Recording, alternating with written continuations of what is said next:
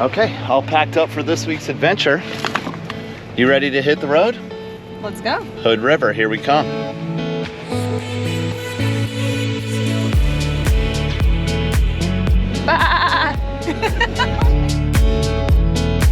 Guitar Hero 2. Are we gonna get, oh, that is not how you know that. Don't tell people that's how you know a classic song like that. That's how I know it.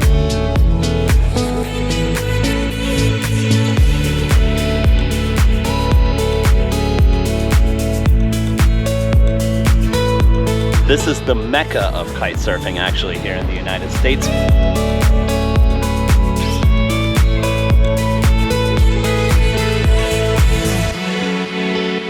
Brains are sexy.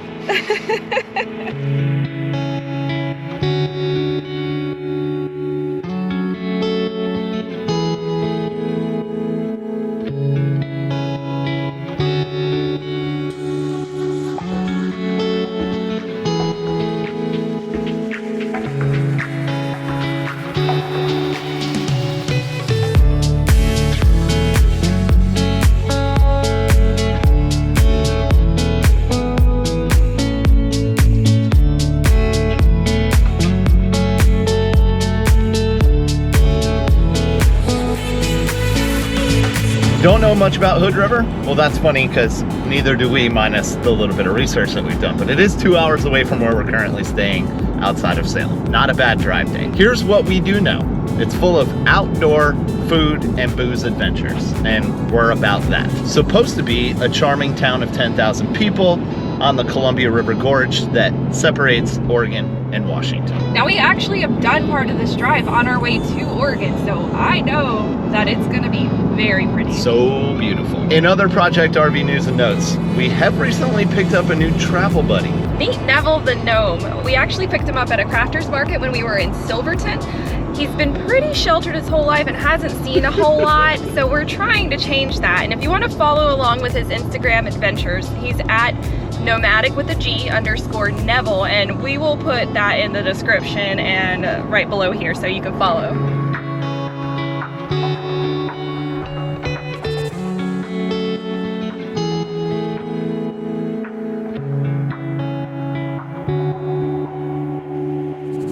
Obviously, we do our research before we head to some of these places, and a lot of people talk about how it's the most beautiful area of the entire country. And in the little time that we've spent in here, it's up there, you know? The Columbia River Scenic Byway area.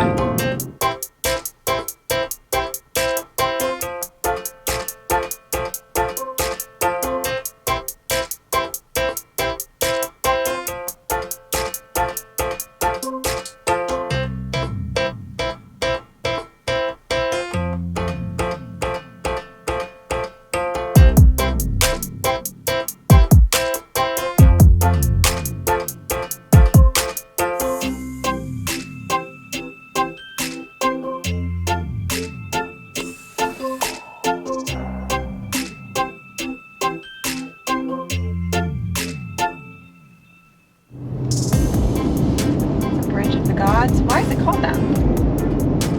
I guess we're gonna find out probably. It's 12 feet and we're at 10.9. It's a tight fit, but we fit.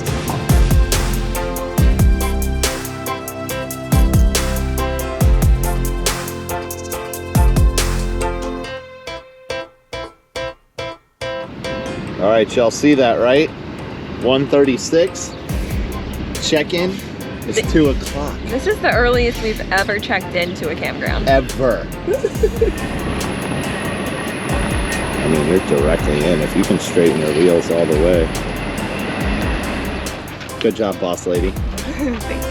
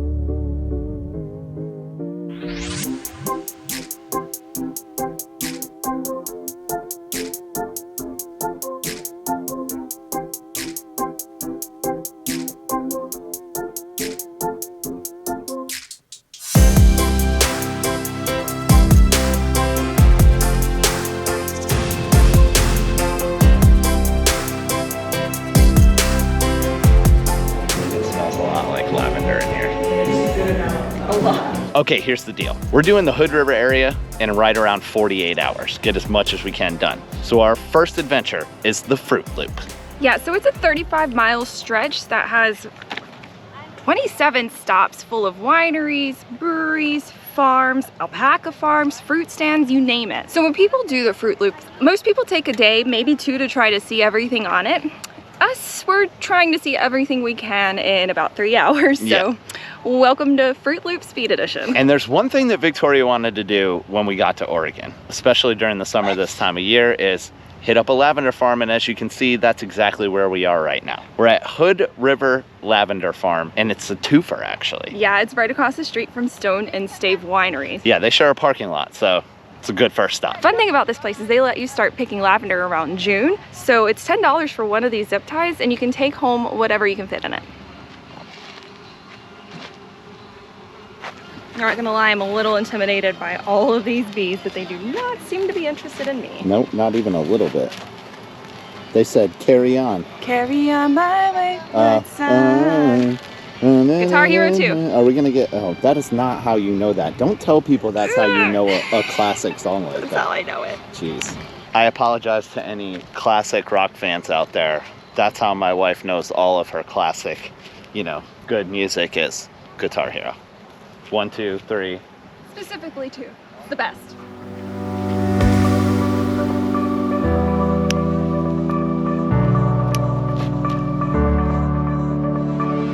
All right, did you fill your zip tie? No, but how Close much enough? lavender do we really need? That's true. Yay! Oh, good job.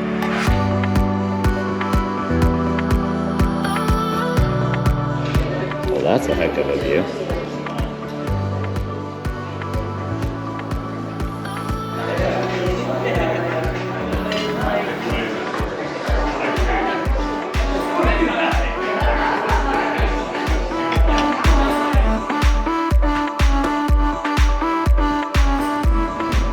Hey sheep, what y'all doing?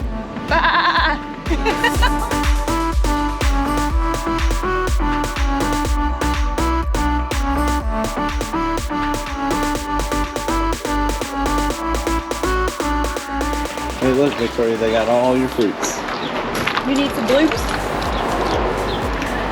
Some blues?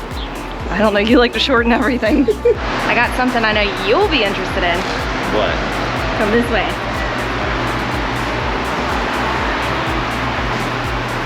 Oh, yes. We stopped at Packard Orchards because it's a fruit place, but it also is a bakery, and I'm a sucker for cookies. Do what you want.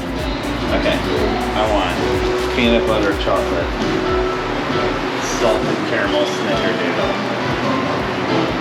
chocolate chip. Oh my goodness. S'mores, get it. S'mores for good measure? Yeah. Let's do it.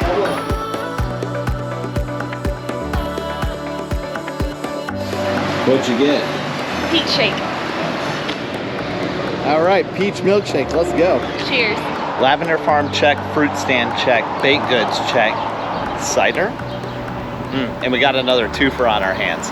Foxtail Cider and Distillery. Plus we got Smiley's Red Barn right here.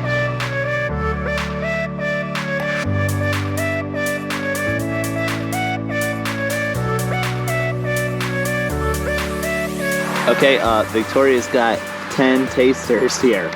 She's not playing games. That's how many fingers I have. Coincidence? I don't think so.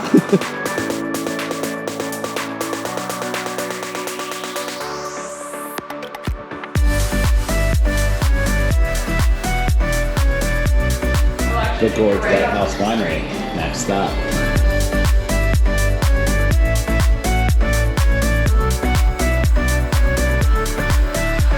Apparently we are not done with the wildflowers yet, because here at the Gorge White House Winery and Family Farms, right? That's right. Mm-hmm. You can pick flowers too. It's about $1 a stem is what she said.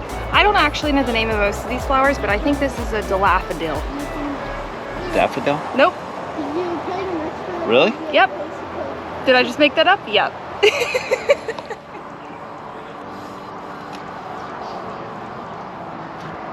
This one's called a falafel. You're making stuff up now. This may be the ugliest arrangement of flowers I have ever made, but I love every single one of them. They're so pretty. And you picked them on your own. Oh. That's a win.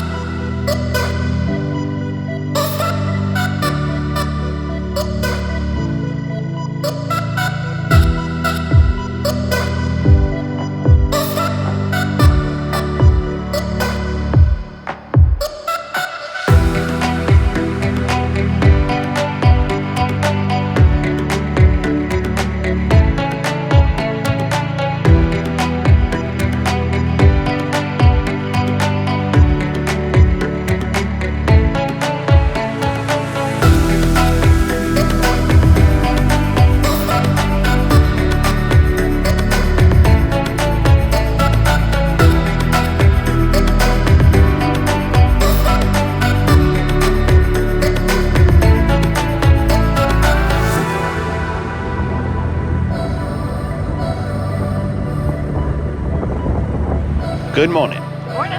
Day 2, Hood River Adventures. Technically, we're not staying in Hood River. We're actually 15 minutes down the road in Port of Cascade Locks. So before we kick off today's adventures, we'll knock out a quick Project RV Campground review. Boop. Port of Cascade Locks Campground is technically where we are. $46 a night, 30 amp hookups, water, no sewer, but they do have a dump station. Both RV and a lot of tent camping, because this is actually right along the Pacific Crest Trail, so you get a lot of hikers coming through here. There's more tents than RVs in the park right now. Yeah, for sure. They have a pretty nice bathhouse, and it's also right beside a museum. And if you go around the marina a little bit more, you can see where they put in their little sailboats, regattas. They have a steamboat that you can ride. There's also a cute little island that I think is called Thunderbird Island. I think that's right. We went out there for sunset last night. We also have a really good view of the Bridge of the Gods over there. We're gonna try and get you a better shot of that here in a little bit, but the first adventure for today is the fish dispensary, right? The hatchery. I actually think it's right beside the dam where they have ladders where you can see the fish going up. So I bet it's gonna be pretty cool. Someone recommended it to us, so we're gonna check it out. The Bonneville Dam is actually really close to where we're staying, so I think we're gonna go on our e-bike. E-bike gang.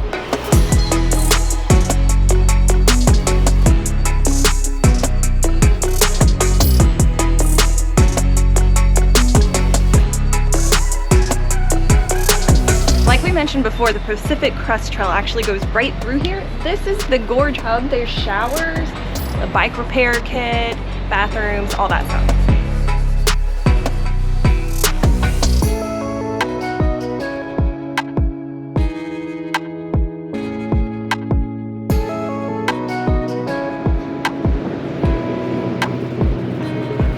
Okay, so here's the deal with the Bridge of the Gods. Native American legend says that some time ago, there was some sort of geological landslide that blocked the Columbia River and actually made a land bridge between Washington and Oregon. That obviously doesn't exist anymore, but they have built this bridge, the Bridge of the Gods. Yeah, I'm pretty sure it was probably free to go over that bridge back in the day, but now you gotta pay. It's a toll bridge. Oh, really? Yeah. Look at Neville on his adventures. He's handsome. So this is technically where we are in relation to Hood River. So not that far away. This is where we're going. So not too far of a ride. We thought about going all the way to here. That's a little too far. 16 miles 16 there, miles. 16 back. So yeah, if it was 16 total, probably still no. But, you know, maybe.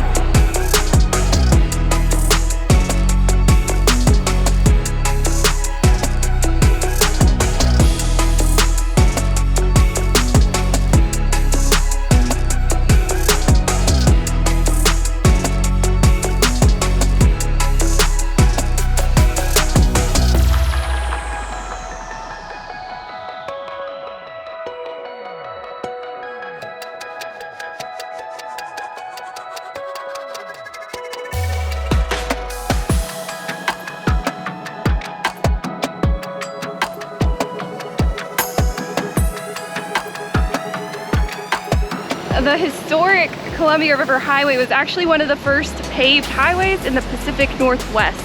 And they're actually in the middle of like restoring a whole bunch of stretches of it like this for cyclists and walkers and hikers. I think it's great.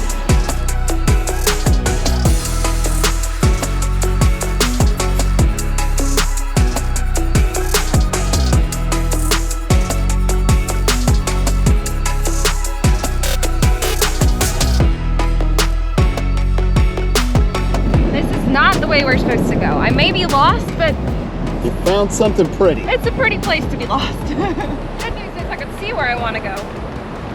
Oh, is that it? Is that where we're supposed to be? I think so. How do we get there? I don't know. We got to get across the water. How do we do that? Swim. Oh, man.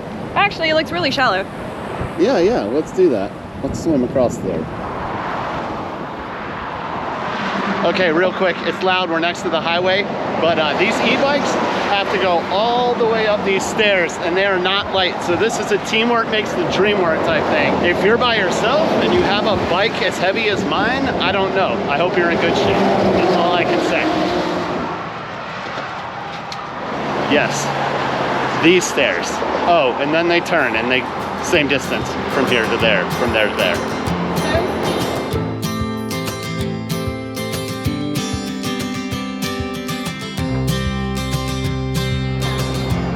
It in any pedal assist, Uh-huh. just hold the down button down. It'll cruise itself at 3 miles an hour. I told Victoria, I was like, make sure you don't have the pedal assist on. Yeah. We were wrong. They have the same No, bikes. so like right now, you gotta to hold the button the whole time. See, there it goes. It just goes to P, and it goes that fast. Oh, see? So going up, They were way smarter about the stairs. Jeez.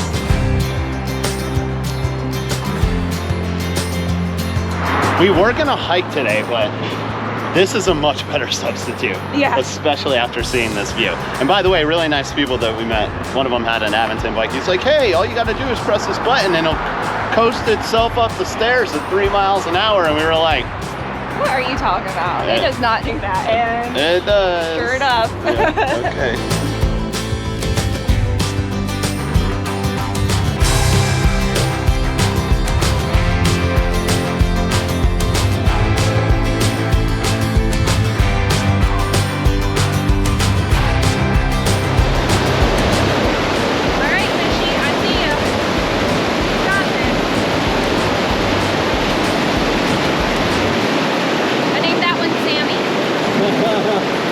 Salmon. We're all over here trying to jump. I feel like they put it on hard for them. At least give them like medium or something. Fishes everywhere. Alright, so basically, let's explain what we're doing here. We came here to root on fish. You can do it. You can do it. We're right there.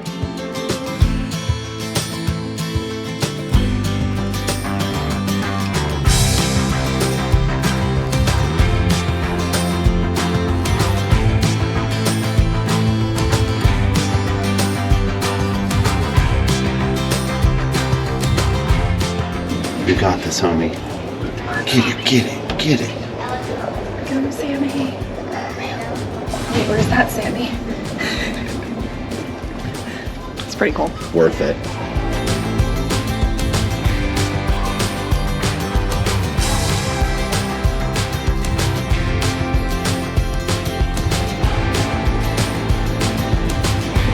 That is a lot of water. I think I read somewhere that the amount of water that flows through here could fill 6 Olympic-sized swimming pools every second. That's a lot. Okay, that was fun. Definitely worth it. Great bike ride. Little educational experience. And we got to root some salmon on. A lot of people around here actually probably came here as a kid or like an elementary school field trip, but I still think this is really cool. It was cool to go inside and watch them, you know, try and get through. But fish ladder spoiler alert. So turn this video off, plug your ears if you don't want to know the truth. You good? Rarely do these fish actually jump the ladder. If you go down inside, there's little holes.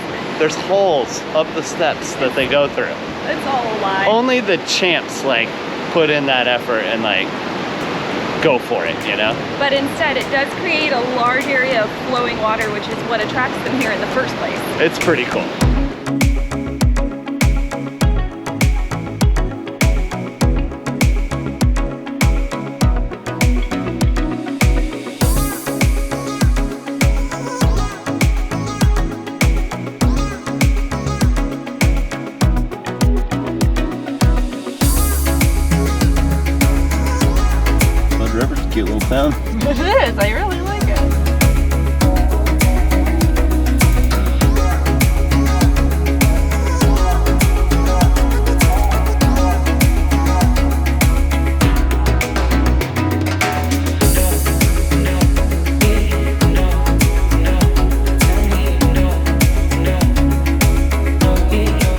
Adventure dose for the day.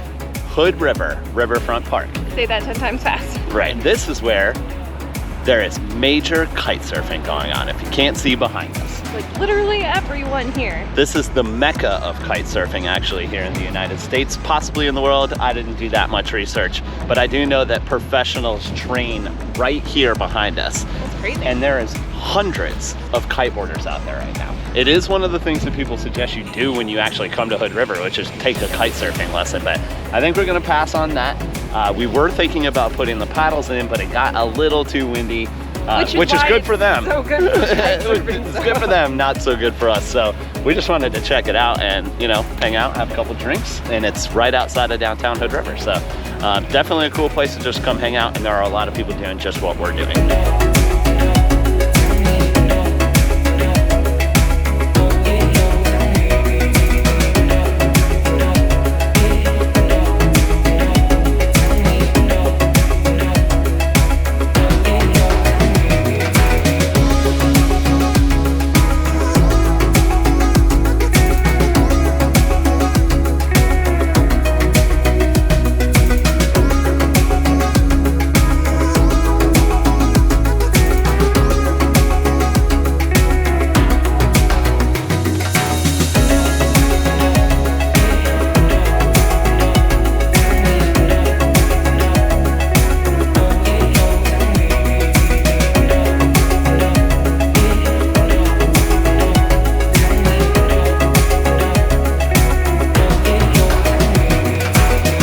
They jumped off that thing? Yeah, there was a group of kids, they like climbed all the way up, literally to the very top, and then jumped off.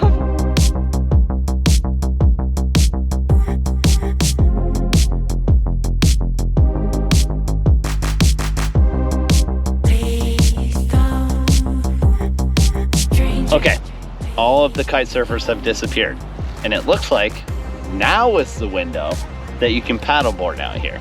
Yeah, and it not be so violently windy. Basically, this whole area turned from kite surfer central to families enjoying almost sunset and paddleboarders. So water's calmed down quite a bit. The wind has died down. We're no meteorologists, but Victoria has a funny explanation. You want to give it to him? My opinion is that when the sun's higher in the sky, it's going to be hotter. It heats up the molecules of the water and it keeps moving. That causes evaporation, which causes wind, and therefore it's windier whenever the sun's higher. Hey, listen, brains are sexy.